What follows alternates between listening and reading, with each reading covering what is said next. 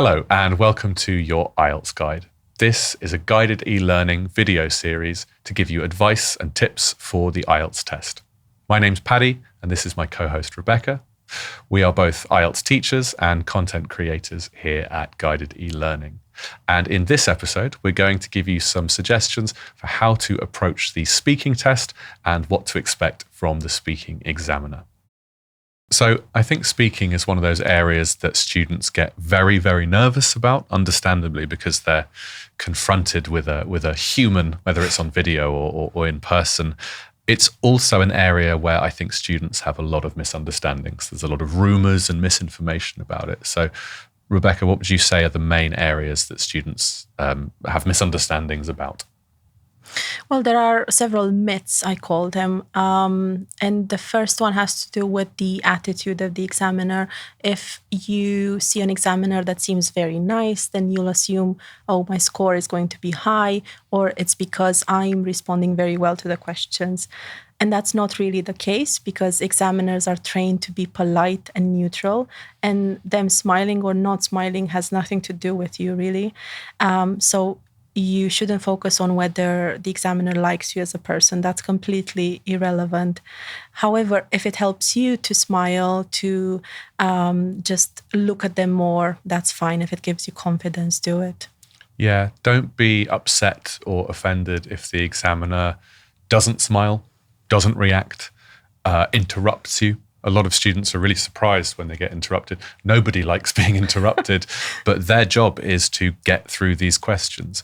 If they interrupt you, it's because they've heard enough. So that's probably a good thing. You should take it as a compliment.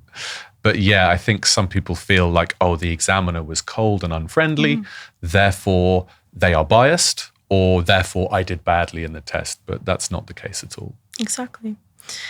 A second point is your accent and whether or not you should speak with a British or American accent, for instance.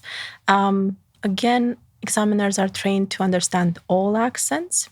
And what matters is that you have a clear pronunciation, no matter the accent. It's just about being able to be understood. I think it's important to understand that difference between your L1, your native language, affecting your English in such a way that it can't be understood, but then your native accent coming through as a part of your identity. So I think the best way to think about it is in terms of the features of pronunciation. So there are sounds that exist in English. There are sounds that exist in Spanish. There are sounds that exist in Finnish. If you try to use the sounds of Bengali or Swahili or Portuguese, if you try to use those sounds to speak English, it's not going to work because it has a different set of sounds to choose from to speak the language. You need to try and practice the sounds of English. But you're still going to have an accent from your native language. That's not a bad thing. That's part of your identity. Everybody has an accent. Anyone who says, I don't have an accent, doesn't understand how language works. So yeah, accept the accent is part of your identity. It's a wonderful thing. But if you're using the sounds from your native language and expecting them to work in English, they probably won't. That's so useful to know. Now, the next point has to do with using what we might call big words to get a higher band. That doesn't really work because there are parts in the speaking test where you're supposed to use just everyday words. That's what's natural to do. So if you try to squeeze in some high level words, some academic words in there just for the sake of it or thinking it works in your favor, well, it doesn't. Don't do it. Just work with what's natural and what's fit for purpose according to the task. Yeah, we spoke about lists in the last episode, and generally speaking, as teachers, we don't like to advise learning lists. It may be appropriate in some contexts, but sometimes you get these websites which are like, here is a list of IELTS high-level vocabulary. And well, I think we'd probably agree that makes me uncomfortable seeing that because students are going to learn that without context and try and force these big words into their speech without an understanding of style, context, whether it's appropriate, whether it's natural to suddenly use words like peradventure or notwithstanding in their speech. It's like, well, do native speakers actually do that when they're chatting? Possibly not. You need to find an example in context and make sure it's natural. It's so interesting. You still have to use your discernment, irrespective of how much you like a word. I quite like notwithstanding, for instance. Great word. But I know there are occasions to use it and then times when I shouldn't use it because it doesn't work. Yeah, I don't use it in WhatsApp messages to my friends so much, unless I want them to laugh at me. That will definitely stand out. Another idea is whether or not you should stick to popularly held opinions. So say what everyone else is saying or thinking, although there's really no determining that. Remember, IELTS doesn't judge you on your opinion, just on the ability to express your opinion. So whatever that opinion is, as long as it's not extreme, you should learn to express it confidently and also justify it. So say, I believe this because, and if you give one or two reasons, you should be fine. And for that reason, it doesn't need to be your real opinion. It's easier to explain your real opinion because you have those ideas in your head. But if you think it's more interesting, you can use more interesting grammar and vocabulary to express the opposite opinion to your real opinion. Fine, do it. The examiner doesn't care what your real opinion is. Absolutely. What about long answers? That's another question. Another myth, right? I should always give long answers to show my fluency. Well, it depends, because if in part one, the question is simply, do you work or study? Trying to give a 5-sentence answer there is not advisable because that's not the time for it, right? So maybe do it gradually. Depending on the question, that's where listening comes in. And if the question lends itself to a long answer, it's clear that that's the case, then do it. If not, just refrain from it. Keep in mind that, especially in part one, an examiner is not going to let you speak for that long. You're not really going to talk for more than 25, 30 seconds maximum for part one. So if you don't get to the point in the first 10, 15 seconds, there's a good chance that you may never get to the point. So it often makes sense to answer the question with a sentence and then elaborate with some follow-up sentences. And if you end up getting interrupted after then, your answer still makes sense and it has a sort of cohesion and coherence to it. That's right. What about speaking quite slowly to be clear, to fill up the time, right? You can deem it a strategy for the exam. But speaking too slowly will affect your fluency, and that's a key criterion in the exam. You should just speak at a natural pace. You can take small pauses, but not too many, and they shouldn't turn into something that will take over your speaking. And on the opposite end of the spectrum, you get students who speak very quickly. There's often a belief that if you squeeze more words into your answer, then it's a better answer. Now, there's an element of truth to that. If you can speak quickly and express lots of ideas and connect them and be perfectly comprehensible, fantastic. But that is not true for 99% of students. English pronunciation is very difficult, especially when you're speaking quickly. If you speed up, but you don't have good stress, good intonation, good phonetic patterns, you're going to be very difficult to be understood. If an examiner doesn't understand big sections of what you say, that's going to dramatically reduce your score in all areas, because if they don't understand what you're saying, they can't give you a good score in fluency, pronunciation, grammar, vocabulary. So don't make the mistake of thinking that speeding up is going to increase your score. For most students where pronunciation of English is difficult because we are a stress-timed language, which is different to many global languages, you really need to focus on stress and emphasize those stressed syllables in a sentence. And speaking really quickly is not going to make it easy to be intelligible. Absolutely. You need to make an informed choice based on maybe your first language as well. So if you naturally speak a bit more fast in your first language, use that in English. It might work for you, and the opposite as well, right? When people get nervous, they tend to speed up as well. So consider counteracting that a little bit, because it may impact things negatively, for sure. And that leads us into this balance between accuracy and fluency. What can you tell us about that? Yeah, so on the one hand, you want to impress the examiner. You want to impress the examiner with your range of language, with the the impressive vocabulary you're using, with the range of grammar that you're using. But on the other hand, you need to be accurate. One of the considerations that students have to make is their own level.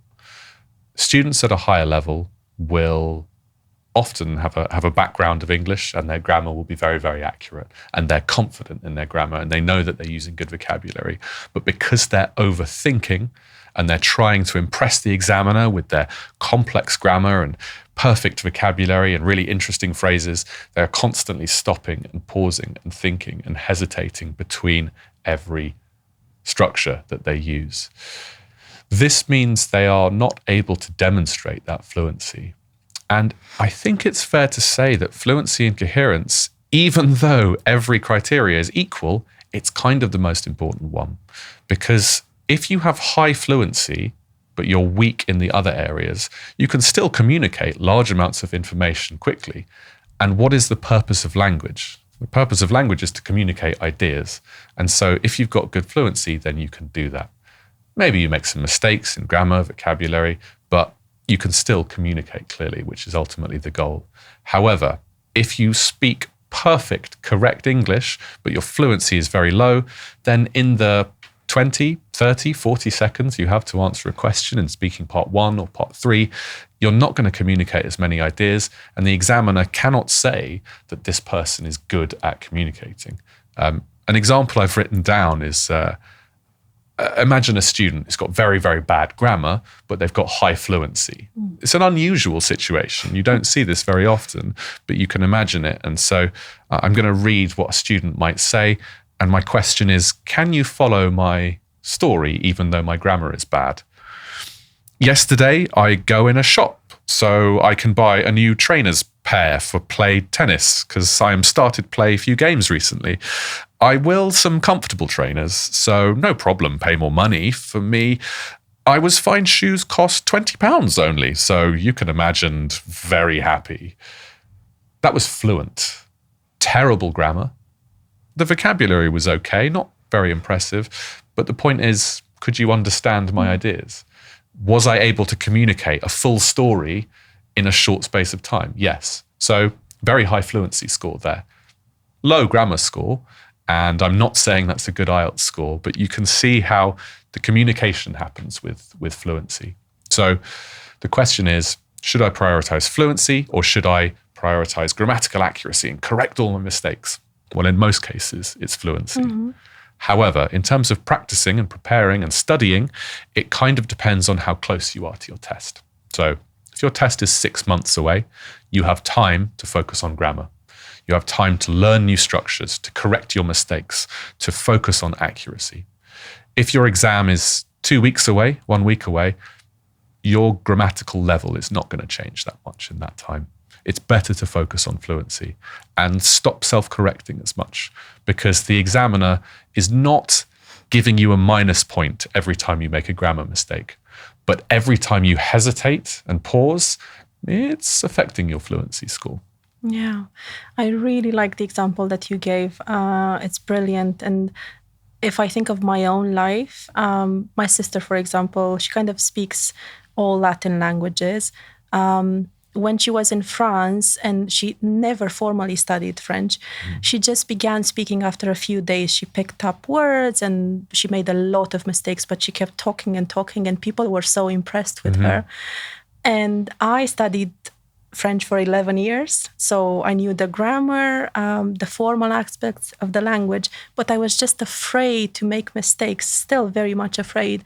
So I would speak very little, and all the people who knew us there, they just assumed she was the one who studied the language more for years and years, and I was the one who didn't really do that. And it's so interesting. I fully agree with this idea of prioritizing fluency, because that's how you demonstrate you're able to communicate. It's kind of an irony that people who have the more formalized training in a language focus on grammar and focus on this textbook language, and their fluency is usually worse. I'm the same. I did Spanish at university. My Spanish now, I'm not fluent at all. My French is almost fluent because during the pandemic, I was stuck in Belgium and nobody spoke English. I used French all the time. My French grammar is terrible. I couldn't explain any grammar rules, but I can produce it easily and rapidly. And the examiner is interested in that side of things. They're interested in you expressing yourself, not worrying about every single grammatical error. So That's right. I guess that leads us on to what is the examiner looking for? I would say, first of all, you need to keep your answers relevant by actually listening to the question. If the question is, what sports did you play as a child? It's just such a simple question to answer, right? You shouldn't go into all the details connected to your childhood or other things that you did as a child, just the sports that you played. So it all starts with listening. That's how you prove you have conversational skills, because listening is a key part of that. But then you should also extend your answers appropriately and, of course, in a balanced way. If a question sounds like, how many languages do you speak? It's definitely not enough to say 2 and wait for the next question. You need to elaborate on that. And it can be as simple as saying, well, my first language is this, but I also speak English because I started learning English when I was 6. I had a private tutor, or I was in primary school and I had 2 lessons a week, something like that. And that fills up your answer so much more. It's about showing this willingness to speak more, even if the question is quite basic. And that's such an important skill to develop, because for some people that's not natural. For some people, they are familiar with just answering questions directly, shortly, and simply, because that's what's required of them. Unfortunately, that's not going to get you very far in the IELTS speaking test. True.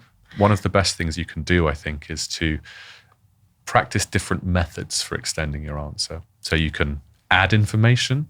Also, you can give an example. An example of this is when I did this in the past.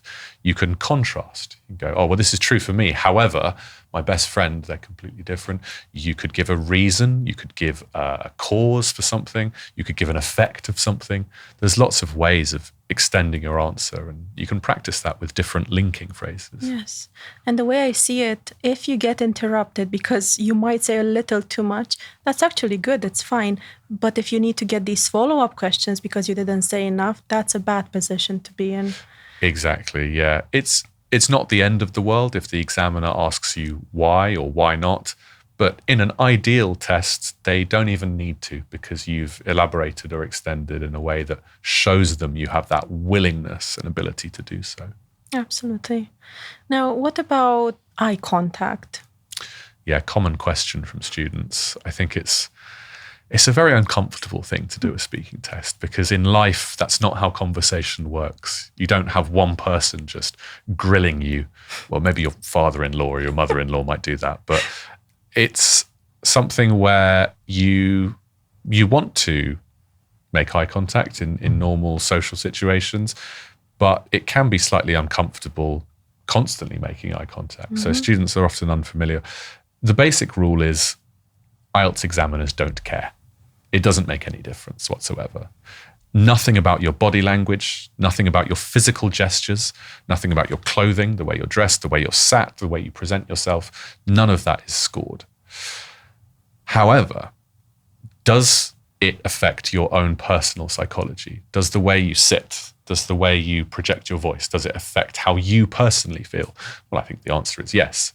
If you curl up small and you talk to the ground, then nobody's going to understand you. It's very difficult to understand somebody who's speaking down into the ground.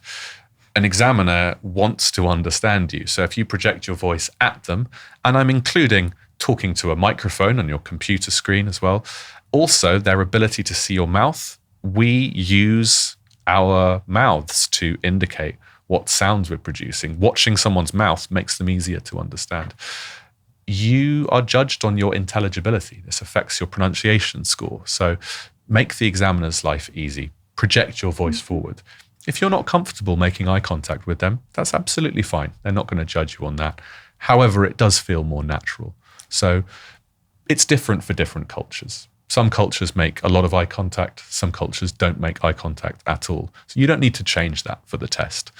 Do what feels natural to you, but just remember, projecting your voice outwards and speaking clearly is the priority. Yes. I don't think you should look like you're ashamed of your English. Even if your English is low level, you should be proud of that. You can speak another language on a basic level. That's a big deal. So don't feel, oh my goodness, I need to hide my abilities. Well, no, you're there to show them off. Yeah, I think that's really important.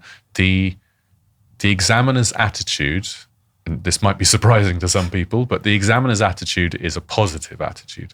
They are looking for a reason to give you a higher score.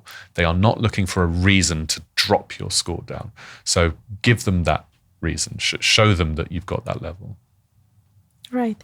Another question that arises is how to be around the examiner. What do you think?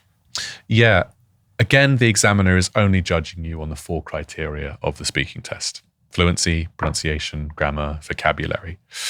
However, it's useful to know what to expect when you walk into that room. So for those of you who are taking the test in a physical room, it'll be something similar to what we're in at the moment.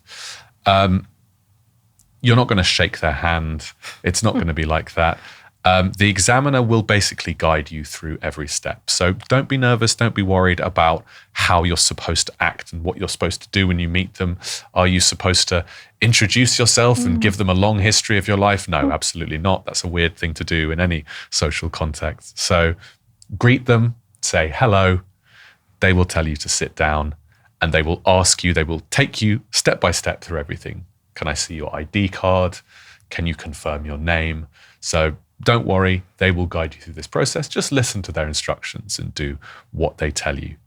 Keep in mind that they have done this with hundreds, if not thousands of students before you. And if you do something strange or unusual, I guarantee you are not the strangest or most unusual student they have come across, not even that week. So yeah, there's nothing you can do that's really going to be strange or unusual. It doesn't matter how you dress. You can smile, you can not smile.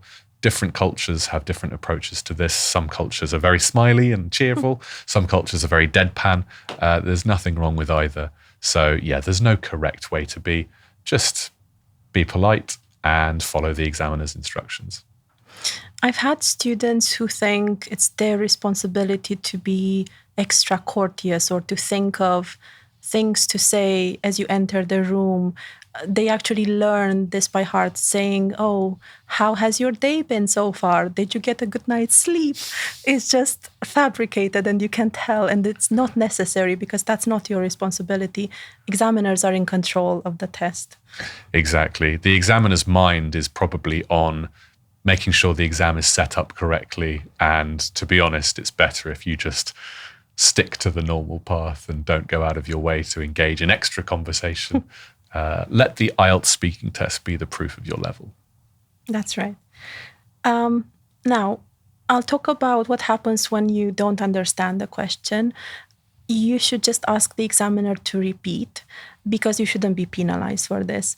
If you still don't understand the question after that, you should try to answer it as best you can, even if it means talking about the topic, but not specifically about the question because you don't really understand what the question is. That's the best approach here, right? Another thing you can do is to give yourself time to think. If you come across a question you have genuinely never thought about, you can say that, oh, that's an interesting question. I've never thought about this. Or, oh, what did I enjoy watching as a child? Let me see, let me try and remember. And that gives you a little bit of space of time to gather your thoughts on the topic. It's worth learning a range of fillers, those phrases that we use. Sometimes we get students who repeat those fillers over and over for every question, and that becomes quite exhausting, quite tedious quite quickly. Students who start every single answer with, well, to be honest, I feel that it's like, well, do you need to be honest in every single answer? So learn a range and then use them as appropriate when thinking of an answer. You don't need to start every answer with a filler. I agree.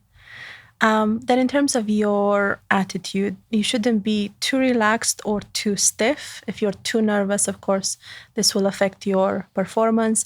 So try to sleep well before the exam. Just get to the test center on time. We spoke about this already. Make things as easy as you can for yourself. If you're into, I guess, relaxation techniques, use those. During the exam, it's okay to take a breath before you answer a difficult question. No one's rushing you. On the other hand, if you're too relaxed, then this might be perceived as not taking the exam seriously enough. Yeah, I think there's a tendency in any situation where someone's nervous to say, oh, don't be nervous. That advice has never helped anybody in the history of the world. If you're nervous, you're nervous. Embrace that emotion. It's fueling you. It's giving you a bit of adrenaline to get through it. Every single person who walks into an IELTS test is nervous, and there's no escaping it. The best you can do is be as prepared as possible. But if you feel really nervous before your speaking test, welcome to the club. You've just joined tens of hundreds of millions of other people. Yeah. I remember some presentation advice that I had to teach students, and it was about this ability to come across as human. So if you're naturally a bit shyer, don't hide that, use it. If you do feel nervous, but it's not because of lack of preparation, just because of your personality, again, use that because you'll be more relatable. And there's nothing wrong with that as long as you can just push through and do your best in the exam. Somebody trained you how to appear human. Well, maybe I needed that. And then the last piece of advice here would be about using topic-specific vocabulary for a higher score. Sometimes there's a tendency to use positive vocabulary, right? To discuss things we enjoy or describe someone in positive terms only, but that's not really necessary. And there's a chance for you to use a whole other range of vocabulary as well. So if you take a building, for instance, you can describe it as well preserved, or you can say it's a derelict building, and that's a negative adjective, but it's a very good one, very suitable for IELTS. Same with people. Let's say the context is performance in arts. You can describe someone's performance as compelling or very convincing, highly enjoyable. Or you can say, oh, the performance was wooden. I really didn't like it. And these are good sets of vocabulary to use. Remember, they don't always have to be positive. It's a really important point. Students tend to be positive about things because they're positive people, which is lovely, but often the most interesting comments and sort of language and descriptions come with negativity. Also have a mix of both. If you're in part 2 and you're describing a holiday, the food was delicious, the weather was hot, the sun was shining, beautiful beaches, great. But all of that is B1 level vocabulary. You're not impressing anybody with that. The weather was hot, although at points it was a little muggy and I was having a difficult time staying awake in the late afternoon. Okay, you're not being negative, you're just using some language to say not everything is perfect. And that's interesting. You've created contrast, you've created concession. So yeah, don't be afraid to be negative a little bit. There's a whole 50% of language to talk about bad things, and that's good. Yes, I think these strong feelings fuel our speaking when we like describing how we feel, whether it's positive or negative, that shows. And when you're too neutral, like you don't care at all, that will, of course, not be assessed, but it just doesn't show enthusiasm for what you're talking about at all. And it can affect you as you speak about that topic. Absolutely. Okay, well, thank you for watching your IELTS guide. In the next episode, we'll be talking about the essay, Writing Task 2. Remember, you can do more practice and study on the website IELTS Ready Premium, which is available to all test takers of the British Council. Thank you so much for watching, and good luck with your studies.